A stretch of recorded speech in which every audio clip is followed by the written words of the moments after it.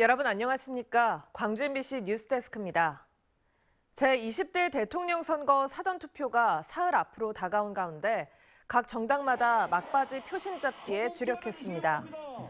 더불어민주당 송영길 상임선대위원장은 3.1절 휴일을 맞아 풍암 저수지 인근에서 집중 유세를 갖고 대전환의 시대를 맞아 나라를 보다 안정적으로 이끌 이재명 후보에 대한 전폭적인 지지를 호소했습니다. 국민의힘은 대학생 등 청년 당원들을 중심으로 아시아 문화전당 앞과 전남대학교 등지에서 유세 활동을 펼치며 일당 독식 체제에서 벗어나기 위해서라도 윤석열 후보에게 마음을 열어달라며 표심을 공략했습니다. 국민의당과 정의당도 총력 유세전에 나서며 각각 안철수 후보와 심상정 후보에 대한 지지를 호소했습니다. 정부의 방역 조치가 대폭 완화된 가운데 광주 전남의 코로나19 하루 확진자가 처음으로 9,000명을 넘어섰습니다. 광주시에 따르면 오늘 오후 5시를 기준으로 5,080명이 신규 확진돼 1일 최다 확진자를 기록했습니다. 전남에서는 오후 5시까지 4,122명의 감염이 확인돼 광주 전남의 하루 확진자가 9,000명을 훌쩍 넘겼습니다. 한편 보건당국은 보건소 인력을 고위험군에 대한 검사와 관리에 투입하기로 해 보건소에서 코로나 음성 확인서를 더 이상 발급하지 않는다며 확인서가 필요할 경우 민간 병원을 이용해 줄 것을 당부했습니다. 광주 글로벌 모터스의 성공 가도에 이어 광주형 일자리 시즌2는 친환경 차량 생산 기반에 초점이 맞춰지고 있습니다. 광주의 친환경차 상황은 어떨까요? 친환경차는 크게 증가하고 있는데 지역 내 기반 시설은 한참 뒤처져 있다는 지적이 나옵니다. 송정근 기자입니다. 4년 전 전기차를 구매한 정진철 씨. 차량 소음이 적고 연료비가 적게 들어가는 등 전기차 매력에 만족스럽게 운행 중에 있지만 겨울철 연비 효율이 급격히 떨어지는 점 등은 불편 상황으로 꼽히고 있습니다. 충전하려고 할 때 충전소를 쉽게 찾을 수 없을 때가 가장 불편하고 또 이미 충전하고 있으면 대기해야 하는 시간이 걸리는 거, 그게 가장 불편하고.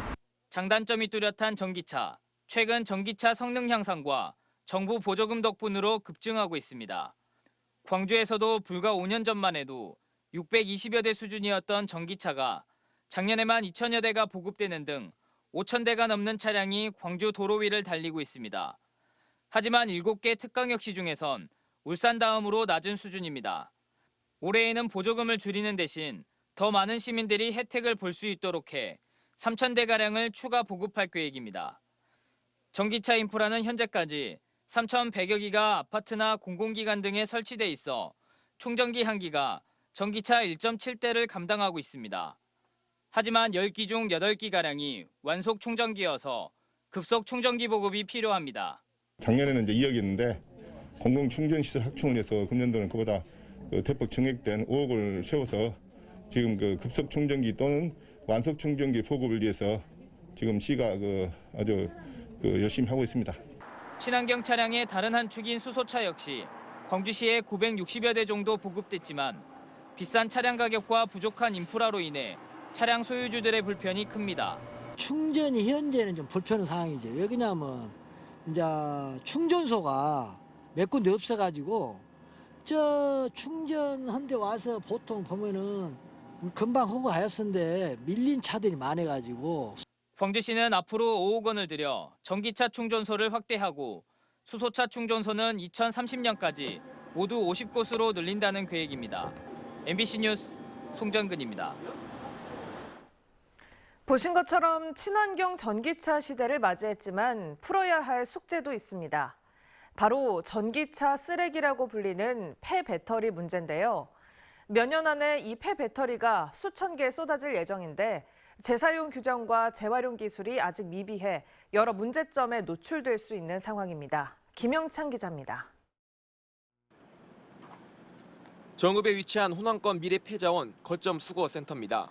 전기차 쓰레기라고 불리는 폐배터리를 보관하는 곳으로 현재까지 광주에서 온 폐배터리 20여 개가 보관돼 있습니다. 폐배터리는 물속에서도 불이 날 정도로 화재 위험이 매우 높고 리튬 등으로 인한 환경오염 우려도 높기 때문에 별도의 장소에다 따로 저장해놓고 있습니다. 그런데 수년 안에 1,300여 개를 보관할 수 있는 센터 보관소가 가득 찰 것으로 예상되고 있습니다. 평균 수명이 7에서 10년인 폐배터리가 광주에서만 5년 안에 600개가 넘게 발생하는 데다 전남북 그리고 제주도에 있는 폐배터리도 이곳으로 오기 때문입니다. 이것이 이제 갈수록 늘어나다 보니까 여러 가지 이제 시민들 편의도움을 위해서 정부 차원에서 전북 정읍에다 그 미래 거점 폐자원 거점 센터를 마련해서 이제 반납하고 있습니다. 문제는 폐배터리 배출 속도가 빨라지는 상황에서 폐배터리에 대한 구체적인 재사용, 재활용 계획이 없다라는 점입니다. 전기차는 구매 보조금을 정부가 지원해준다는 점 때문에 폐차할 때 배터리를 지방자치단체에 반납하도록 했습니다. 그런데 민간에 매각할 수 있는 법적 근거가 마련돼 있지 않아 폐배터리를 팔 수 없습니다. 또 폐배터리의 잔존 성능을 측정하는 데만 10시간이 걸리고 재활용할 수 있는 기술은 전무하다시피 해 폐배터리를 그저 보관할 수밖에 없는 상황입니다. 광주뿐만 아니라 전국 모든 도시에서 발생하고 있는 문제입니다. 지금 쏟아지고 있는 폐배터리 보관 자체도 문제고요. 또 비용도 많이 들어가고 있고 또 그냥 놔두게 되면 아까운 고부가 가치 재활용 원자재를 활용할 수 없다는 문제점도 있습니다. 그나마 폐배터리를 민간에 매각할 수 있는 관련 규정이 지난달 만들어졌지만 아직 걸음마 단계에 불과합니다. 4년 뒤면 전국의 누적 폐배터리가 10만 개에 육박할 것으로 예상되고 있는 만큼 관련 규정과 재활용 기술 개발이 시급해 보입니다.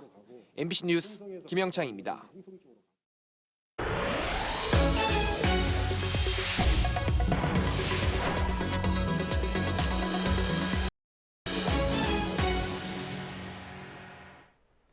지난해 말 세상을 떠난 고 이금주 할머니의 투쟁과 헌신을 기리는 움직임이 한국과 일본에서 계속 이어지고 있습니다.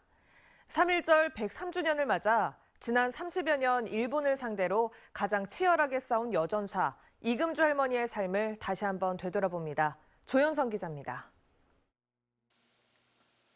지난 1992년 일본 도쿄 재판소에서 제기된 이른바 천인 소송. 소송에 참여한 원고가 1,000명이 넘는다 해서 붙여진 천인 소송은 대일 소송의 물꼬를 튼 역사적인 재판이었습니다. 태평양 전쟁 당시 강제징용됐던 군인과 노무자, 근로정신대 할머니들이 일본에게 죄를 묻겠다며 처음으로 제기한 소송이었습니다. 이 재판은 당시 72살의 이금주 할머니가 이끌었습니다. 그 무릎을 꿇고 사죄하고 다시는 이런 죄를 저지르지 않겠다고 할 것과 이후 할머니는 30년 동안 일본을 80번 넘게 오가며 일본 정부와 전범 기업을 상대로 소송 7건을 진행하며 강제동원 피해자 권리 회복에 힘썼습니다. 物をもらうっていうようなそういうその哀れみをこぶようなそういう考えではない。 10년 전 전범기업 미쓰비시 중공업을 상대로 제기한 소송은 최종 승소해 미쓰비시의 자산 매각 결정까지 내려진 상태입니다. 이금주 할머니가 지난해 말 오랜 투병 끝에 끝내 세상을 떠난 뒤 할머니의 뜻은 한일 두 나라의 뜻있는 시민들이 이어가고 있습니다. 증언들, 사진들, 또 못다한 이야기들 체록하고 영상으로 남겨서 그 제2의 기억 투쟁을 할 수 있도록.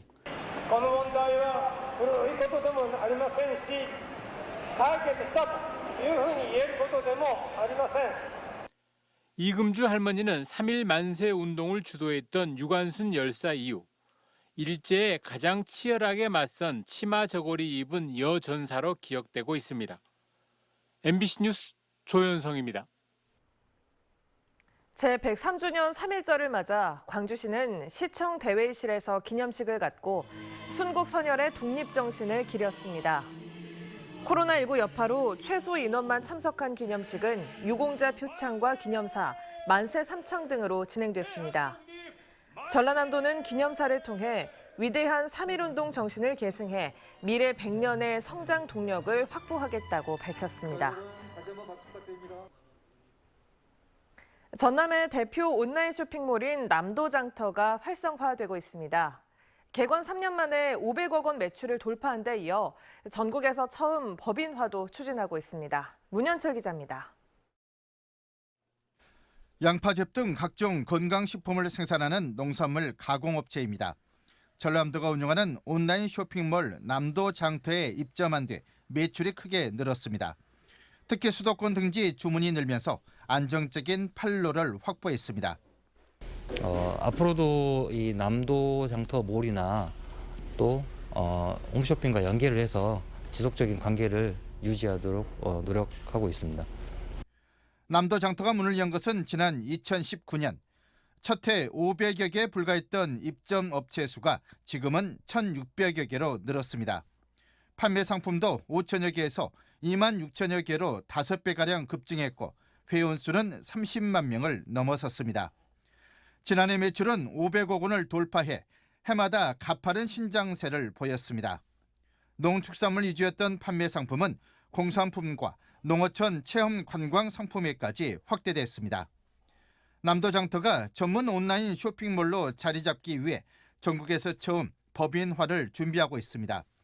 법인 설립을 위한 타당성 검토를 하고 있으며 빠르면 올 하반기에 정식 출범시킬 예정입니다.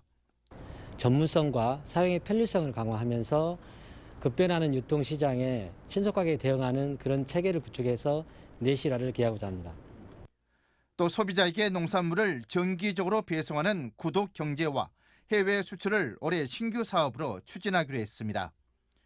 남도 장터가 개관 3년 만에 전남의 대표 온라인 쇼핑몰로 자리매김하고 있습니다. MBC 뉴스 문현철입니다. 전남의 자동차 보통 휘발유 가격이 1리터에 평균 1,729원까지 치솟았습니다. 한국석유공사의 유가정보 시스템을 보면 전남의 자동차 휘발유 가격은 지난 1월 2주차 평균 1,630원을 저점으로 꾸준히 오름세를 보이고 있습니다. 경유 가격도 1리터에 평균 1,556원으로 지난해 11월 이후 석 달 만에 가장 높은 수준을 보이고 있습니다. 지역 중소기업의 경기 전망이 석 달 만에 상승세로 돌아섰습니다. 중소기업중앙회 광주 전남 본부에 따르면 3월 중 경기 전망 지수가 90.6으로 전달보다 10포인트 가까이 상승했습니다. 기준치 100에는 못 미쳤지만 경기 전망 지수가 상승세로 반전한 건 지난해 12월 이후 석 달 만입니다. 영업시간 연장 등 사회적 거리두기 완화된 데 따른 것으로 분석되며 지역별로는 광주보다는 전남 지역 중소기업들이 상대적으로 경기를 더 긍정적으로 전망하는 것으로 조사됐습니다. 전남의 논과 밭 등 경지 면적이 28만 1,000여 헥타르로 집계됐습니다. 통계청의 2021년 경지 면적 조사 결과를 보면 전남의 논밭 면적은 28만 1,000여 헥타르로 조사됐습니다.